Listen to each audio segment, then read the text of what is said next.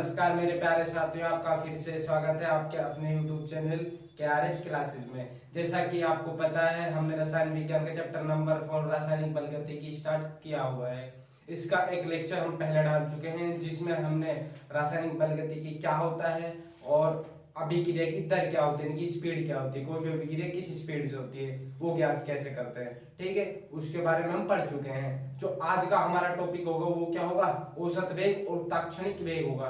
ठीक है, तो पहले हम औसत वेग के बारे में डिस्कस करेंगे, उसके बाद ताक्षणिक वेग के बारे में डिस्कस करेंगे।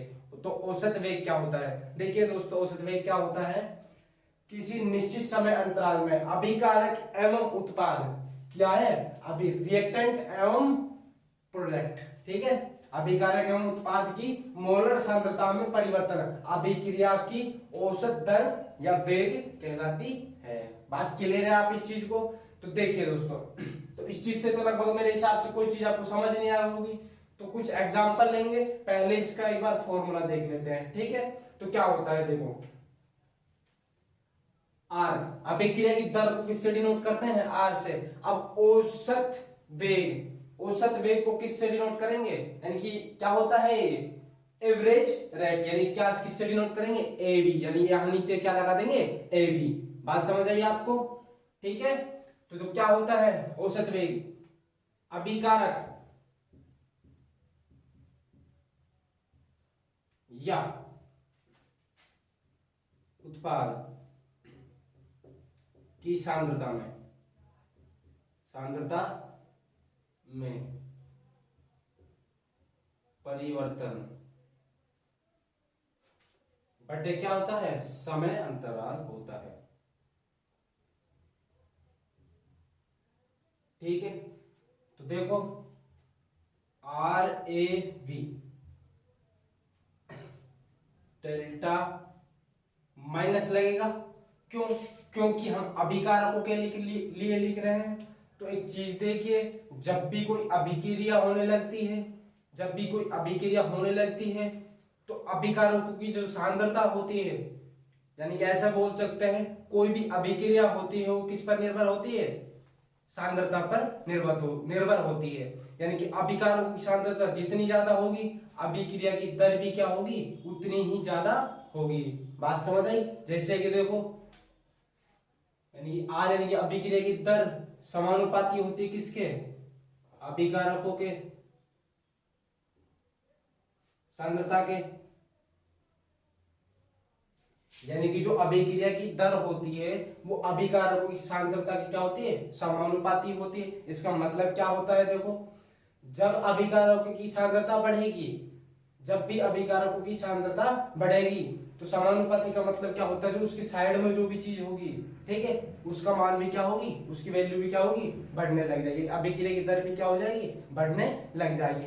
अब अभिक्रिया की दर बढ़ रही है, ठीक है, बढ़ रही है, तो जैसे ही हम अभिकारकों को मिलाएंगे और अभिकारक अभिक्रिया करना शुरू करेंगे, तो अभिकारकों की जब अभिक्रिया हुई नहीं थी तो सांद्रता क्या थी, उच्च थी। जैसे जैसे अभिक्रिया होने लगेगी, अभिकारक रिएक्शन करने लगेंगे और किस में बदलने लगेंगे, उत्पाद में बदलने लगेंगे, तो अभिकारकों की जो सांद्रता है वो क्या होती चली जाएगी, धीरे धीरे घटती चली जाएगी और उत्पाद की सांद्रता क्या होने लग जाएगी, बढ़ने लग जाएगी। ठीक है, अब घटने को क्या लेंगे हम, माइनस लेंगे। बात समझ आई? तो अभिकारक है जिनको किससे प्रदर्शित करेंगे, एक्स से प्रदर्शित करेंगे। बात समझ आई? समय अंतराल का भाग दे रहे हैं डेल्टा टी, ये किसके लिए हो गया, अभिकारकों के लिए। किसके लिए, अभिकारकों के लिए। उत्पाद के लिए सेम होगा, उत्पाद के लिए सेम होगा, लेकिन यहां पर क्या हो रहा है, उत्पाद की सांद्रता में वृद्धि हो रही है। क्या हो रहा है, उत्पाद की सांद्रता में वृद्धि हो रही है। तो देखो आर ए बी बराबर क्या होगा, डेल्टा एक्स बाई टी। क्या हो जाएगा, delta x by t, del t. बात क्लियर है? ये क्या हो गया, इसका फॉर्मूला हो गया। अभी ये फॉर्मूला है, अभिक्रिया की दर हमने पीछे पढ़ा उसकी तरह सेम है, लेकिन अभिक्रिया की दर और औसत वेग में समझने का फर्क है। देखो क्या समझोगे आप इससे, जो अभिक्रिया है, कोई भी अभिक्रिया हो रही है, ठीक है, सांद्रता में, अभिकारक सांद्रता में कमी हो रही है धीरे धीरे धीरे, और उत्पाद की सांद्रता क्या हो रही है, धीरे धीरे बढ़ रही है, ठीक है। तो क्या हो रहा है यहाँ पे, समय लग रहा है ना, यानी कि जो ये औसत वेग निकाला जाता है लंबे समय के लिए निकाला जाता है। किसके लिए निकाला जाता है, लंबे समय अंतराल के लिए निकाला जाता है। जैसे कि देखो एक एग्जांपल लेते हैं, आपके पापा या भाई काम करने जाते हैं कहीं पे, तो किसी दिन तो 300 रुपए कमा लेते हैं आपके पापा, किसी दिन 400, किसी दिन 500, ठीक है।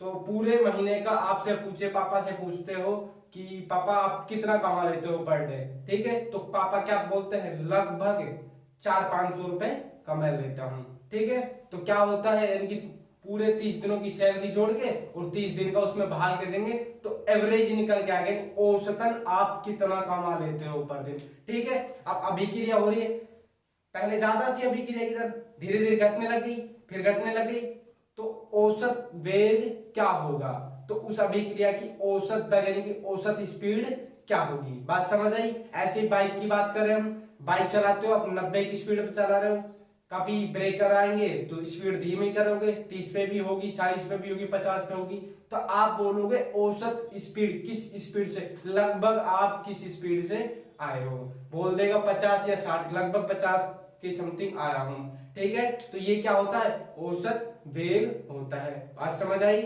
ठीक है। तो इस तरीके से औसत वेग निकालते हैं। बात क्लियर है आपको। तो देखो कोई एग्जांपल ले लेते हैं एक बार। कोई अभिकारक है, वो किस में चेंज हो रहा है, उत्पाद में, यानी पी में, प्रोडक्ट बन रहा है। बात समझ आई आपको। तो देखो x1 है, अभी सांद्रता कितनी है, x1, t1 समय पर, t1 समय पर, यानी कि जो समय है अभी अभिक्रिया शुरू नहीं है, तो समय क्या होगा, 0, यानी कि t1 समय ले रहे हैं और जो समय है वो क्या है, 0 है अभी। बात समझ आई। तो अभिकारक की जो सांद्रता है वो कितनी है, 8 है। बात क्लियर है। x2 सांद्रता पर, यानी कि अभी अभिक्रिया होने लगी, और t2 बराबर समय कितना है, 1 सेकेंड है। बात समझ आई आपको। तो कितनी हो जाती है, 6। अब देखो एक चीज, यहां पर अभिकारक अभिक्रिया शुरू नहीं है, तो उत्पाद क्या बढ़ेगा, बढ़ेगा कुछ नहीं बढ़ेगा ना, तो उत्पाद कितने हो जाएंगे, 0। बात समझ आई आपको। अब अभिक्रिया होने लगी, उत्पाद की, सॉरी, अभिकारकों की सांद्रता घटने लग गई, तो उत्पाद कितने हो जाएंगे, 2, यानी उत्पाद की सांद्रता कितनी हो जाएगी, 2। जिस स्पीड से, एक चीज और ध्यान रखना, एक नोट लगा लो कि अभिक्रिया की सांद्रता जिस स्पीड से घटती है, यानी अभिकारकों की सांद्रता जिस स्पीड से घटती है, उसी स्पीड से, उसी वेग से उत्पाद की सांद्रता भी बढ़ती है। बात समझ आई, इस चीज को याद रखोगे आप। तो देखो अब क्या हो जाएगा, x3 पे सांद्रता कितनी है, x3, और कितना है समय, t3, बराबर समय कितना हो गया, 2 सेकेंड। क्लियर है। अब कितनी हो जाएगी, 4। जो उत्पाद बनेंगे वो कितने बनेंगे, 4। बात समझ आई आपको। x4 सांद्रता कितनी होगी, x4, समय है वो कितना है, t4 बराबर 3 सेकेंड। बात समझ आई। जो समय ले रहे हैं वो t4 ले रहे हैं, और क्या ले रहे हैं वो समय, 3 सेकेंड। तो सांद्रता कितनी बचेगी, 2, और यहां पर कितनी हो जाएगी, 6। अभिकारक की सांद्रता देखो निरंतर घट रही है, आप ध्यान दो। यहां पर उत्पाद की सांद्रता पहले कितनी थी, 0, 2, 4, 6, ठीक है। अब x5 समय पहले रहे, t बराबर कितना हो जाएगा, 5 बराबर 4 सेकेंड पे ले रहे हैं, ठीक है। अब अभिकारक की सांद्रता कितनी हो जाएगी, 0, और उत्पाद की सांद्रता कितनी हो जाएगी, 8। बात समझ आई, क्लियर है बात। तो निरंतर घट रही है यहाँ पर, और यहाँ पर निरंतर कैसी हो रही है, उत्पाद की सांद्रता वृद्धि हो रही है, इसीलिए यहाँ पर माइनस चिन्ह ले रहे, क्योंकि अभिकारक की सांद्रता क्या हो रही है, घट रही है। बात समझ आई। और देखो मैं बोल रहा हूँ जो औसत वेग निकालते हैं वो लंबे समय अंतराल के लिए निकालते हैं, तो निकाल के देख लो ना एक बार। क्लियर है। तो अभिकारकों के लिए निकालेंगे तो क्या है, देखो अभिकारक लेंगे पहले, यानी कि RAB, और क्लियर हो जाएगा माइनस चिन्ह क्यों आ रहा है, ठीक है। तो देखो अभी चिन्ह नहीं लगाएंगे। बात समझ आई। अब लंबे समय अंतराल के लिए निकाल रहे हैं, तो देखो एक बार सांद्रता भी तो लेंगे, पहले क्या लेंगे, कम माइनस ज्यादा। बात समझ आई। अंतिम माइनस क्या होती है, प्रथम वैल्यू, यानी कि पहले उसकी लास्ट में उसकी सांद्रता कितनी थी, इन दोनों के बीच निकालते हैं, इन सांद्रताओं के बीच और इन समय के बीच। बात समझ आई आपको? तो क्या कैसे निकालते हैं, कम माइनस ज्यादा। बात समझ आई? तो देखो कितनी है सांद्रता, x4 माइनस, घटा रहे ना, तो कितनी x1 माइनस x1 बटे t कितना है, t4 माइनस, यहां पर t कितना है, t1। बात समझ आई, क्लियर है? तो देखो RAV बराबर x4 का मान कितना है हमारे पास, सांद्रता, यानी कि सांद्रता कितनी है x4 की, 2 है, तो 2 माइनस, और यहां x1 की सांद्रता कितनी है 8, तो 8 बाय t4 समय कितना है 3 सेकंड माइनस, ठीक है, और t1 समय कितना है 0। बात समझ आई? आपको यहां दिख नहीं रहा होगा तो मैं ऊपर लिख रहा हूं, एक बार यहां नहीं दिख रहा हूं, इसको रफ करके मैं कहां लिख रहा हूं, यहां पर लिख रहा हूं। तो देखो x4 की वैल्यू कितनी थी अपने पास, सांद्रता, ठीक है, x4 की सांद्रता कितनी थी, RAV बराबर x4 की कितनी सांद्रता है 2 माइनस, और x1 की सांद्रता कितनी है 8 बाय t4 का समय कितना है, t4 पर समय कितना था, कितनी सेकंड थी 3 सेकंड माइनस t1 पर कितना समय था 0। तो RAV बराबर कितना हो जाएगा, -6/3 निकालेंगे तो -2, तो औसत वेग कितना आ जाएगा -2। तो बात क्लियर हुई। अभिकारकों के लिए माइनस चिन्ह क्यों लेते हैं, क्योंकि अभिकारक होते हैं उनकी सांद्रता निरंतर घटती है जब अभिक्रिया होना स्टार्ट हो जाती है, और जब उत्पाद होते हैं उनकी सांद्रता लगातार क्या होने लग जाती है, बढ़ने लग जाती है। आप उत्पाद के लिए देख लेते हैं कि प्लस चिन्ह क्यों आता है, प्लस साइन क्यों आता है। तो देखिए उत्पाद के लिए मैं इसको रफ कर देता हूं, रफ नहीं तो मैं एक बार यहां लिख देता हूं, देखो RAV यानी किसके लिए, उत्पाद के लिए, उत्पाद के लिए निकाल रहा हूं, ठीक है। तो देखो उत्पाद के लिए देखो सांद्रताएं लेंगे, ये सांद्रता कितनी है, अंतिम माइनस प्रथम। बात समझ आई, ठीक है ना। तो देखो x4 माइनस कितना x1 बाई x4 पर समय कितना है t4 ले रहे हैं, माइनस x1 सांद्रता पर समय कितना है t1 है। तो बात समझ आई यहां तक। आगे देखिए RAV बराबर x4 पर उत्पाद की सांद्रता कितनी थी x4 पर 6, ये लीजिए, माइनस x1 पर उत्पाद की सांद्रता कितनी थी 0 बाई t4 पर समय कितना था 3 सेकंड, ये लिख लीजिए, माइनस t1 पर कितना था 0। तो RAV बराबर कितना हो जाएगा 6/3, यानी कि RAV बराबर कितना 2। जो औसत वेग होगा ना वो तो सेम आएगा, औसत वेग होगा वो तो देखो सेम आ रहा है, यहां पर द्वारा तो वहां पर भी द्वारा, लेकिन फर्क किसका है, माइनस का। तो बात क्लियर हुई आपको। कोई रिएक्शन कर लेते हैं एक बार, कोई अभिक्रिया देख लेते हैं मान लीजिए। तो देखिए इसको मैं रफ कर देता हूं, इसका एक बार स्क्रीनशॉट ले लीजिए, आप ले लिया होगा मैं आशा करता हूं। तो देखिए अब मैं एक बार कोई अभिक्रिया ले लेता हूं, अभिक्रिया से थोड़ा अच्छा क्लियर हो पाएगा, ठीक है।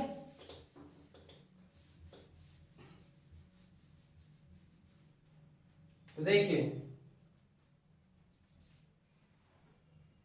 5A प्लस 3B जो उत्पाद बन रहे हैं अपने पास वो क्या बन रहा है 6D प्लस, यानी C लिख सकते हैं यहां पर 6C प्लस 3 या 4D। बात समझ आई। अब इसके लिए औसत वेग निकालते हैं, पहले अभिकारकों के लिए निकालते हैं फिर किसके लिए निकालते हैं। बात समझ आई। तो देखिए अभिकारकों के लिए देख लेते हैं। RAB, तो माइनस होगा या अभिकारक के प्लस होगा, तो माइनस चिन्ह लगाएंगे, अभी आपको मैंने समझाया था। तो क्या हो जाएगा 1/5 इकाई मोलों के साथ होता है। क्या होता है? इकाई मोलों के साथ होता है। तो 1/5 डेल एक्स की जगह क्या लिखेंगे? A by delta T. Clear है? इसके लिए लिखेंगे RAB, ये लगाना मत भूलिए, ठीक है? AB लगाना, क्योंकि एवरेज को रिप्रेजेंट करना नहीं। अब एक क्रिया की दर और औसत एवरेज का जो ये है वो सूत्र है वो सेम ही है, ठीक है? बात समझ आई? तो -1/3 तो del B by del t. तो बात क्लियर है आपको? ठीक है, तो ये किसके लिए हो गया? अभिकारकों के लिए हो गया। अब उत्पाद के लिए निकालते हैं, तो RAB प्लस आएगा माइनस आएगा? प्लस आएगा, क्योंकि सांद्रता बढ़ती है घटती नहीं है, मैंने आपको समझा दिया है अभी। तो क्या हो जाएगा 1/6 del C by del t. ठीक है, इसके लिए निकालते हैं RAB बराबर 1/4 del D by delta T.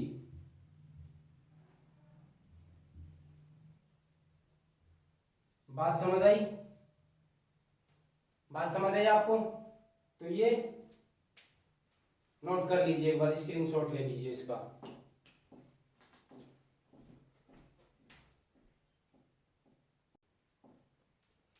Note कर लिया होगा आपने, स्क्रीनशॉट ले लिया होगा, ठीक है? अब हम पढ़ेंगे ताक्षणिक वेग, ठीक है? पहले इसको रफ कर देता हूं मैं एक बार, ठीक है?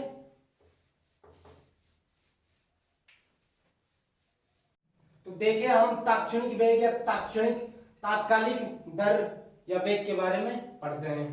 तो देखिए, किसी निश्चित क्षण पर अभिक्रिया का वास्तविक वेग होता है, ताक्षणिक वेग कहलाता है। देखो, इसको समझाने से पहले मैं कुछ एग्जांपल लेता हूं एक। तो देखिए, आप क्या कर रहे हो? अभी इस टाइम गाड़ी चला रहे हो, मान लीजिए बाइक, ठीक है? अब बाइक चला रहे हो, तो आपके पास कॉल करते हैं आपके पापा, भाई, कोई भी, कि इस टाइम काफी देर से चला रहे हो आप गाड़ी, इस टाइम गाड़ी किस स्पीड से चल रही है, ठीक है? इस टाइम बताइए, अभी, तुरंत की तुरंत, तुरंत तुरंत। तात्कालिक का मतलब होता है तुरंत, अभी अभी, ठीक है? क्षण होता है, मतलब क्या होता है कि जो तात्कालिक होता है सेकंड से भी कम समय के लिए होता है, ठीक है? सेकंड से भी कम समय के लिए होता है। तो आपके पापा ने फोन करके कहा आपसे कि अभी गाड़ी की स्पीड बताओ, तो क्या कहोगे आप? 80 पे चल रही है। समझ आया? यानी कि तुरंत वाली स्पीड। तो और क्लियर करने के लिए मैं एक बार और एक एग्जांपल ले लेता हूं, ठीक है? तो देखो, कोई रिएक्टेंट है, वो किसमें बदल रहा है? प्रोडक्ट में, उत्पाद में बदल रहा है। अब X1 सांद्रता है किसकी? रिएक्टेंट की। T1 बराबर 0। अब इससे पहले और समझा चुका हूं इसको मैं, बात समझ आई? तो जो सांद्रता कितनी थी? 10 मान लीजिए। कितनी मान लीजिए? 10, ठीक है? अब अभिक्रिया शुरू नहीं हुई, समय नहीं लगा कुछ, अभिक्रिया शुरू नहीं हुई, तो कितना हो जाएगा? 0। उत्पाद में कितना परिवर्तन होगा? 0। बात समझ आई? अब X2 सांद्रता है, T2 बराबर 1 सेकेंड हो गया है, ठीक है? मान लेते हैं, एक बार कल्पना कर लेते हैं थोड़ी सी। अब कितना है? उत्पाद कितना बढ़ गया है? 2। जिस स्पीड से अभिकारकों की सांद्रता घटती है, मैंने पहले बता चुका हूं, उसी स्पीड से उत्पाद की सांद्रता में वृद्धि होती है। बात क्लियर है? तो देखिए आगे, X3 सांद्रता पर T3 बराबर 2 सेकेंड के लिए, तो कितना हो जाता है? 6। बात समझ आई? अभिकारक सांद्रता घट रही है ना, तो कितना हो जाएगा? 4। बात क्लियर है? बात क्लियर है ना? ठीक है? अब देखिए, X4 पे T4 बराबर कितना? 3 सेकेंड के लिए, तो ये कितना हो जाएगा? 4। ये कितनी हो जाएगा? 6। तो इस तरीके से नीचे भी चलती रहेगी। बात समझ आई? क्लियर है? अब देखो, अभिक्रिया यहां तक चल रही थी, यहां तक चल रही थी, तो मेरे से कोई ने पूछा कि X3 सांद्रता पर अभिकारकों की सांद्रता कितनी है या उत्पाद की सांद्रता कितनी है, तुरंत अभी बताओ। तो मैं क्या कहूंगा, जो अभिकारकों की सांद्रता कितनी है 6 और उत्पाद की सांद्रता कितनी है 4 यानी कि 4। बात समझ आई? यानी कि इतना समय गुजर चुका था, इतनी अभिक्रिया हो चुकी, लेकिन इस क्षण विशेष के लिए, एक निश्चित टाइम के लिए, बात समझिए, कुछ समय के लिए, यानी बीच से क्या कर रहा है, हमसे पूछ रहा है। ठीक है, तो हम क्या बोलेंगे, कितनी सांद्रता है अभिकारकों की 6 और उत्पाद की सांद्रता कितनी है 4।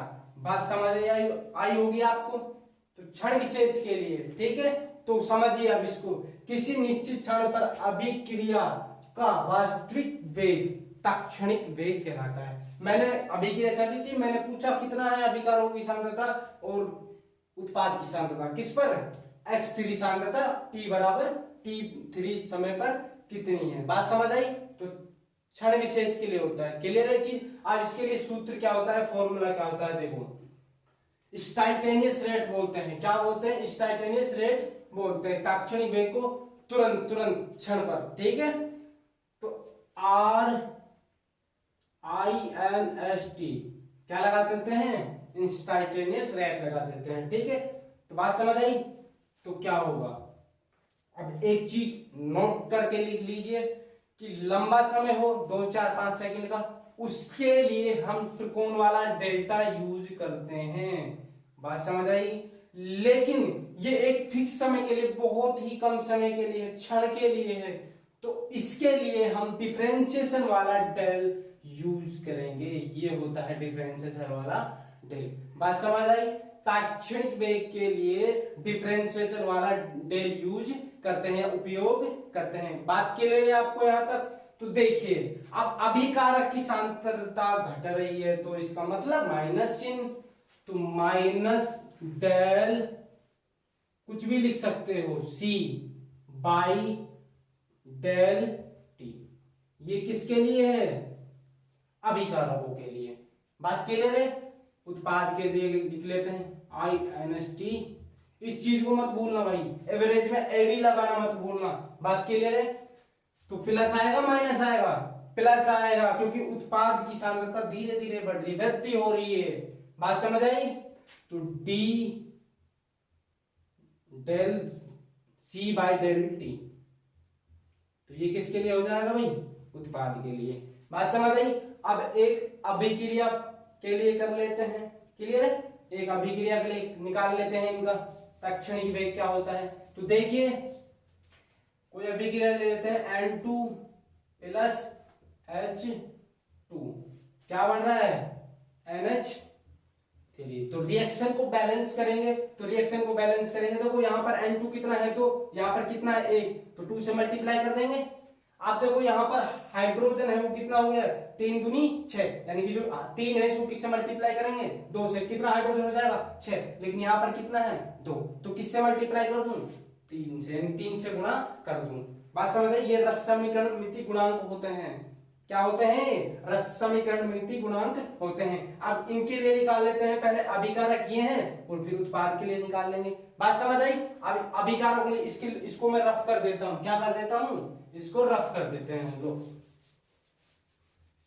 अब निकालते हैं, देखो RINST बराबर माइनस का उपयोग लेंगे, किसका लेंगे, माइनस का यूज लेंगे, और कौन सा डेल यूज लेंगे, डिफरेंशिएशन वाला डेल यूज लेंगे। मैंने आपको बता चुका हूं क्यों वो त्रिकोण वाला डेल्टा यूज क्यों नहीं ले रहे हैं।